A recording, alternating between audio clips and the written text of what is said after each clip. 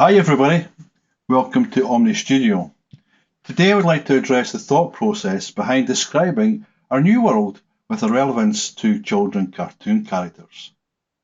If you think, Winston Churchill once said, "We shape our buildings, thereafter they shape us."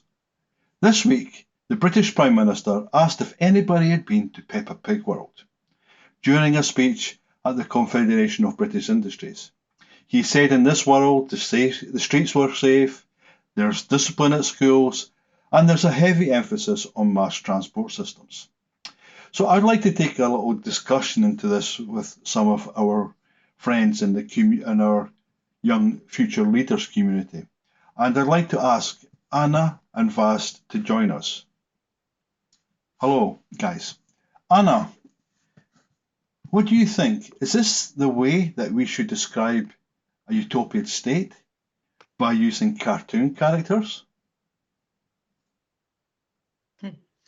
Well, I do believe there's value in all sorts of art, and you can bring things and cross-reference them to inspire people and ideals and ideal states. But maybe the Peppa Pig world is a bit far off of that. And actually, Peppa Pig world is a theme park rather than a reference to the cartoon itself that I thought about it now. So it's even worse that we think about it as this absolutely fake environment, which is designed entirely for fun and consumerist ideals. But if we go back to the cartoon, you have a very oversimplified model of the most populist things every elected government has spoken about ever, which is education, mass transport, and safety. And it's just a populist political move, whether you bring a purple, pink, or green pig to the picture. Thanks, Anna. And Vas, we've talked before about the fact that the young people and our young leaders lack the trust in leadership and actually don't believe in enough of what they're saying. And do you think this is a great way to actually encourage young people to support leadership by actually giving them a bedtime story through cartoons and child memories? What's your point of view on this idea of leadership through cartoons? I think the original idea, which at least in my opinion, would have been a great idea. Maybe the execution was pretty poorly on the side of, because I don't think, as young people, I don't think Peppa Pig is the thing that they can relate to or build trust on top of that specifically. I think the idea of building trust and explaining stuff about our political world and economics and stuff like this through cartoons or through examples like this is a great idea. I just think this execution is quite poorly from the current Prime Minister, definitely. Now, I was talking to Chris Kane about this, and he said that Walt Disney also tried to do this back in America and actually set up places in America to be this safe, efficient way of working. And I mean, and my question is, a utopia or a dystopia, is this really the right things to do? So, I mean, really, do you think we can actually live in a way to do this? How would you actually create a strategy to talk about the future, Anna, regarding how we want to live and how we want to work in these times of not knowing the future? Well, that's a big mouthful of a question, isn't it? Well, the first step would be to not oversimplify things. I think we need to deconstruct our problems much more than this, and try to not oversimplify every problem. I see Vas's point. It's very important for people to stay engaged in politics because that's how we can make a change. We as people are short-sighted, short-termed, and that's why we elect governments that make better decisions than us in the long term. And those governments carry a responsibility towards us to make it all understandable so we're informed when we make those decisions. That being said, cartoons in general have had this horrible, in the essence of oversimplifying, effect on society by romanticizing ideas all the time, making things look much simpler than they are, much happier and much more easy to achieve. And another thing that we're stepping on there is the whole brainwashing moment of when you have, especially in cartoons, I have not much information about this, but I know cartoons in my childhood were all about things that you shouldn't do, you know, like you run on ice and you fall off and you break something, or you touch something hot and you burn yourself. And there were all these ridiculous ways of animals falling over and so on. While the childhood my brother, for example, grew up in, and he's 10 now, so we have a massive difference. He's growing up with educational exploration and showing them how to respect the elderly in the community. And it's obviously a way in which you bring kids up into a community or a society, which is, again, very dependent on types of culture. And the Asian cultures, those are much darker and much deeper and much more philosophical in nature, while in the West, they seem to be much more about getting you in an institutional mindset of how to behave and what's acceptable. And I don't believe that having this sort of mass brainwashing is something that we need to be looking towards in terms of how we set up our politics or our world. You need to adapt. You need to see all the differences that are out there. And the Peppa Pig world, it doesn't even have surnames. It's they don't have names. They're, what is it? Peppa Pig and George Pig and I don't know, Oliver the Ostrich. I remember them from my brother's childhood again. But they either have a function in society, which is their job, or their mother and dad.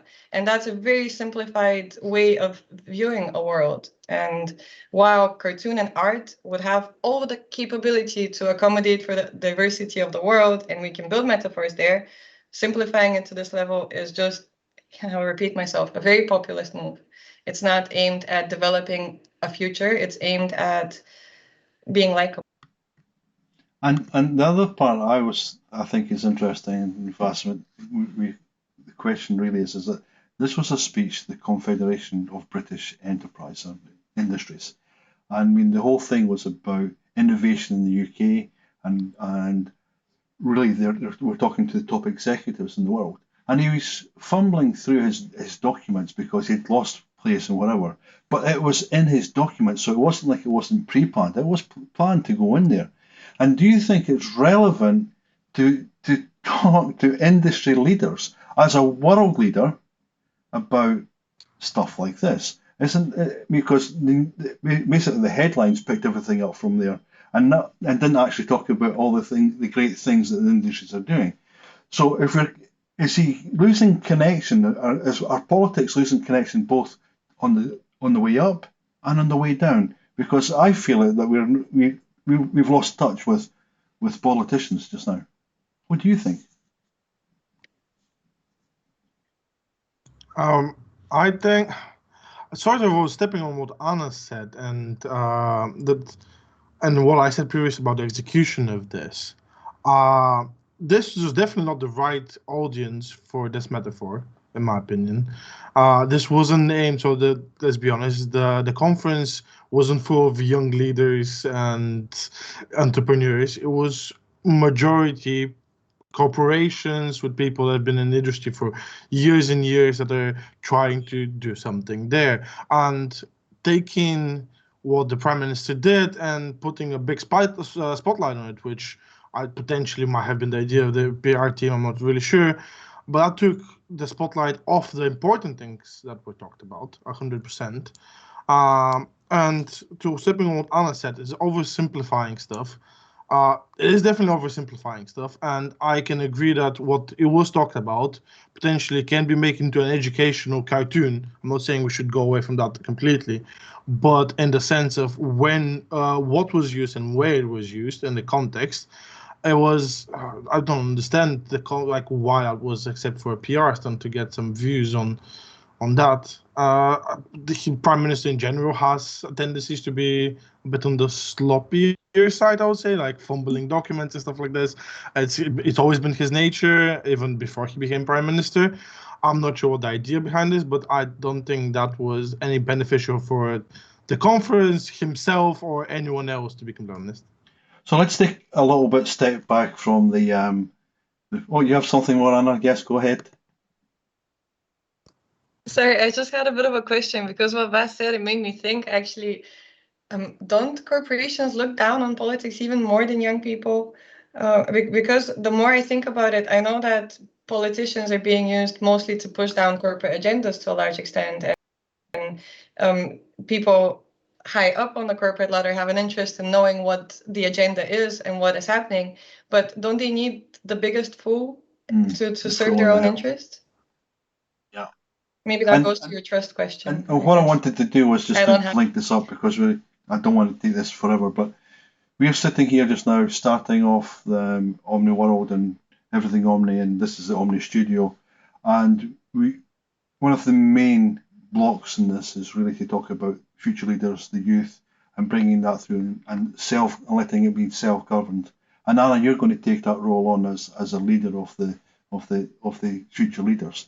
So what are you hoping to get out of these things, and how does this type of event or this type of studio help you and the team and the people around about in your community give a message?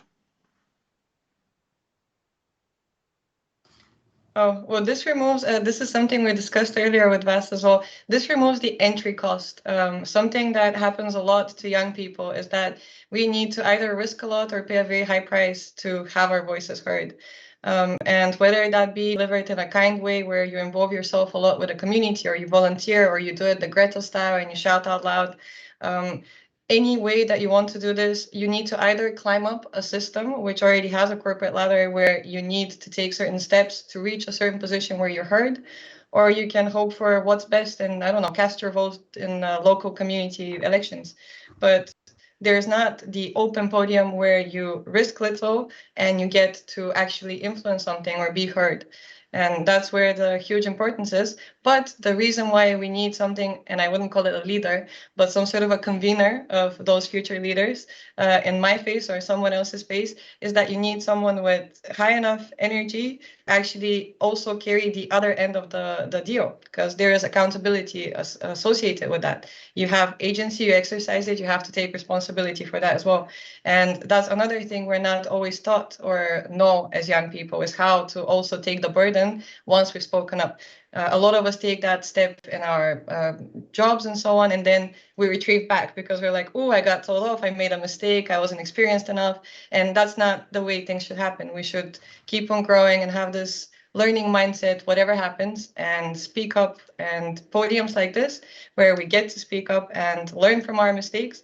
So I'd like to thank you guys tonight for this this short talk that we're having, and this is the first of many talks. As Anna said, this is a platform that will be used by everybody, and it will not just be the young people, it will be other people, it will be different groups of people with different thoughts, really about thinking about place and the work and how we're going to get there, and all the different discussions that we've been talking about so far, basically from a hybrid solution all the way through to where should we be working, where should we be living, and getting those connections, but really getting the grassroots down here. So I'd like to again thank you, Vas, for your time. We've had some technical difficulties tonight, and I'm sorry for that, but let's hope we can continue, and looking forward to seeing you again. Everybody, please join us on everythingomni.com. Come into our platform where both Vas and Anna will be there to meet and greet you and help you with some of the things that we're trying to do. So thank you, and see you soon. Thanks, Anna. Thanks, Vas.